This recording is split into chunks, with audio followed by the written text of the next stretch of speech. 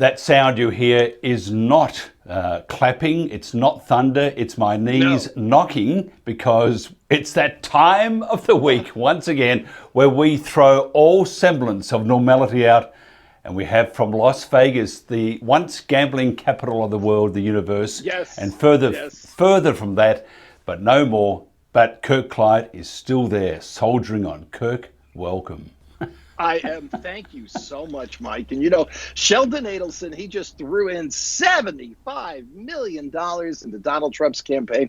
But you know what? That big tax cut from a few years ago, he netted about $300 million in tax savings. That's just off the top of my head. That may not be completely accurate, but that seems like a pretty good deal. I would gladly spend $75 million to get $300 million back. And his newspaper, which, yes, I pay 50 cents a week for the Sunday paper and online access during the week. I like to know, you know, where the murders are in the neighborhood.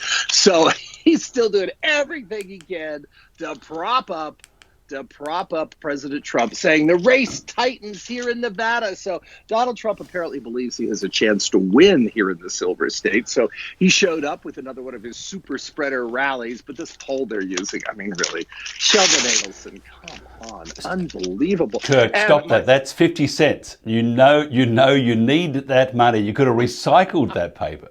I can still recycle it. And I love this one. This one just came in the mail today. These are my friends at the Culinary Union, and Las Vegas is one of the still only real big union cities in America because of so many of the hospitality workers. But a lot of the workers that I've talked to, I mean, they're really facing a choice on what to do, because the union, of course, they want to stay with the union, but they want to go back to work too. So some of the hotels actually have decertified the union, which is kind of interesting. I think it's a lot of fear tactics from the casino companies, but we'll see what that happens. But to my friends at Culinary 226, I just love this one. Trump's big ego. And then it just goes on to talk about, want 4 more years. Trump lied about coronavirus. I mean, we are still dealing with so many deaths here in Nevada. It's amazing. I think today there were another dozen. We're running about 600 to 700 cases a day, as most states are seeing their cases escalate. But at the same time, things are opening up. Even in Maryland, for instance, we here in Nevada don't have fans yet at the, for instance, the Raiders games at their brand new stadium. Beautiful new stadium, tax dollars paid a lot for it. The hotel room tax, and of course, you know what's happened to that money. It's just slid right downhill.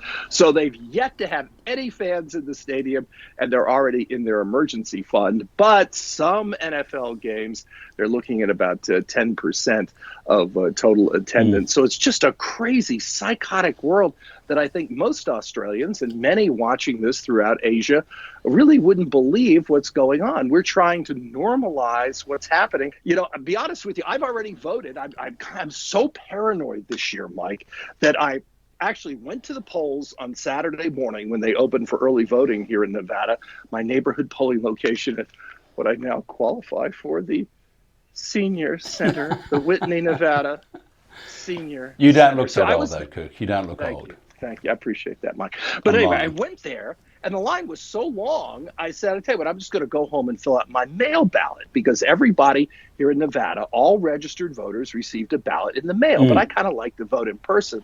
But let me just show you. This is the sample ballot that we've got going on here. It's this page. It's this page. It's this page, including the general election ballot questions. And one of them, very interesting, question 2. A lot of them deal with local state minutia that's kind of hard to go into.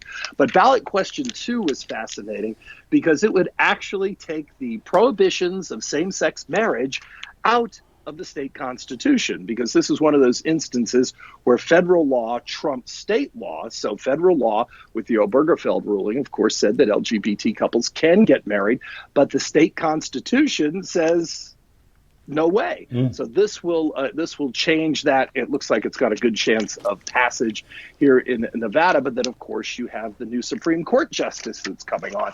And fascinating, you know, the Republicans say it's all about court packing.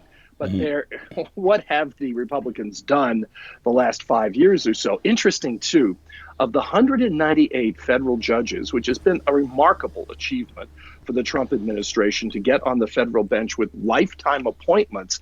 Of those 198, how many were black, were African Americans? Mike, just go ahead and take a guess. Of those 198, how many? 1, 2, hang on, 3, 4. You're going the wrong way. What about 1, 2? What, I pick 30. 0. Wow. Zero is the number there for you, Mike. So that's pretty remarkable. Can I try that again? Can I? Oh, it might be a prize. And let me think. 0. What about 0? 0. That is correct. So it's really remarkable. And speaking of judges, that's one of the reasons I didn't mind filling out my ballot at home, because a lot of them are non-contested races, but every judge in Nevada is elected, which I think is a little crazy. There were 64 judicial positions to vote for on the ballot. So if somebody's getting there and hasn't done their research, hasn't gone through their fabulous Clark County, Nevada sample ballot, they're in trouble, because there are a lot of things to vote for. But now there's supposed to be an online ballot tracking service, and I haven't seen mine show up or my partner Mark's show up, because he voted a couple of hours the same way I did a couple of hours later. So now I'm semi-paranoid about that. So I'll be calling tomorrow. But it does seem like a very impressive turnout, not just here, but really all over the country. And that is, as much as the Republicans want to diminish turnout, I think the enthusiasm, and especially a lot of the enthusiasm by the young people, is pretty impressive.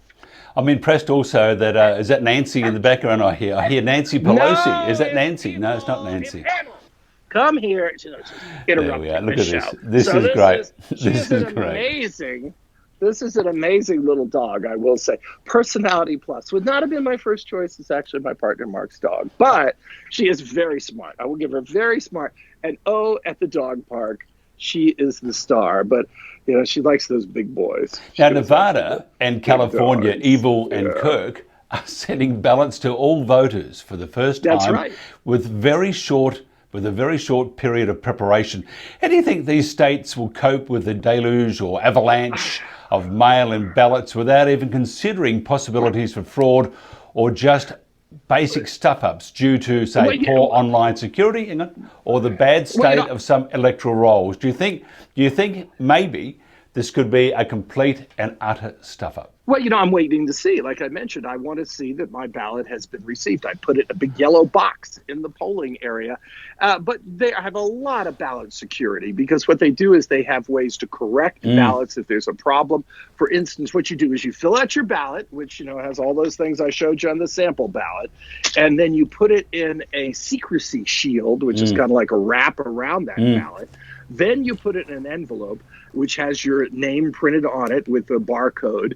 And then you have to print your name, and you have to fill in a certification that that's you. And what they do is they do a signature match. And if your signature doesn't match, then they would call you to try to rectify that, to see what the issue is. And, I think that's pretty good. You look at the details of voter fraud across the country, it's minuscule. Can't wait for next week, because it's the last one before D-Day. I hope I find my ballot. Make sure you ask that question. Make sure that it's been counted. So it is very, very exciting here in the U.S., and we're all just holding on and hoping for the best. We'll talk to you next week.